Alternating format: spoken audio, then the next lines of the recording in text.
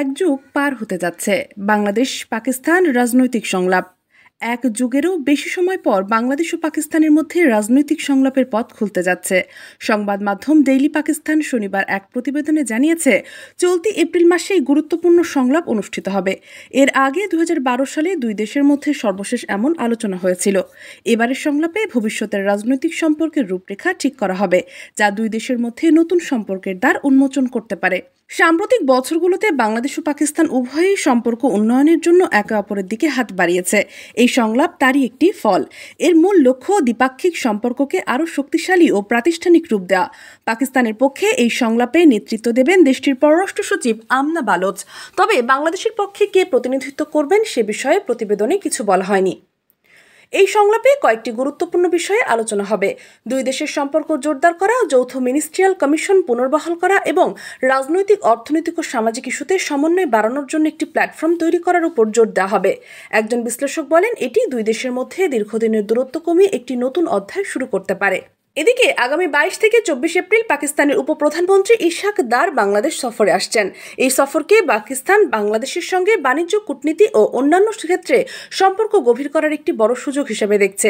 ইশাক দারের এই সফর এই সংলাপের প্রেক্ষাপটে আরও তাৎপর্যপূর্ণ হয়ে উঠেছে। সূত্র জানায়, এই সফরে বাণিজ্যিক চুক্তি এবং সাংস্কৃতিক সহযোগিতার বিষয়েও আলোচনা হতে পারে। বাংলাদেশ ও পাকিস্তানের সম্পর্কের ইতিহাস জটিল। 1971 সালের মুক্তিযুদ্ধের পর থেকে দুই দেশের মধ্যে দূরত্ব তৈরি হয়।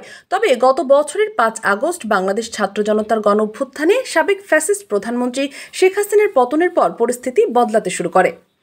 অন্তর্বর্তী সরকার ক্ষমতায় এসে বৈদেশিক নীতিতে পরিবর্তন আনে। পাকিস্তানের সঙ্গে সামরিক ও বাণিজ্যিক সম্পর্ক শক্তিশালী করার দিকে তারা মনোযোগ দেয়। এছাড়া চীনের সঙ্গেও গভীর সম্পর্ক গড়ে তুলতে কাজ করছে এই সরকার। এই সংলাপের মাধ্যমে দুই দেশের মধ্যে একটি শক্তিশালী সম্পর্ক তৈরির সম্ভাবনা দেখা দিয়েছে।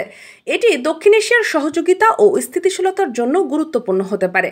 একজন কূটনীতিক বলেন, দুই দেশই এখন বুঝতে পারছে অতীতের দ্বন্দ্ব ভুলে সামনের দিকে এগোনোর সময় এসেছে।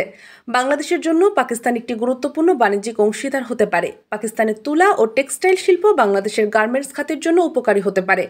অন্যদিকে বাংলাদেশের ওষুধ ও পাটজাত পণ্য পাকিস্তানের বাজারে চাহিদা রাখে। এই সংলাপে এসব বিষয়ে আলোচনার সম্ভাবনা রয়েছে। পাকিস্তানের পররাষ্ট্র মন্ত্রণালয় এই সংলাপকে একটি ইতিহাস গড়ার সুযোগ হিসেবে দেখছে। তারা বলছে, এটি দুই দেশের জনগণের মধ্যে পারস্পরিক বোঝাপড়া বাড়াবে। বাংলাদেশের পররাষ্ট্র মন্ত্রণালয় থেকে এখনও আনুষ্ঠানিক বক্তব্য না এলেও সংলাপের জন্য প্রস্তুতি চলছে বলে জানা গেছে। গত এক দশকেরও বেশি সময় ধরে দুই দেশের মধ্যে রাজনৈতিক সংলাপ না হওয়ায় সম্পর্কে এক ধরনের স্থবিরতা ছিল। এবারের উদ্যোগ সেই বরফ গলাতে পারে। দেশ জগৎ ডেস্ক নিউজ।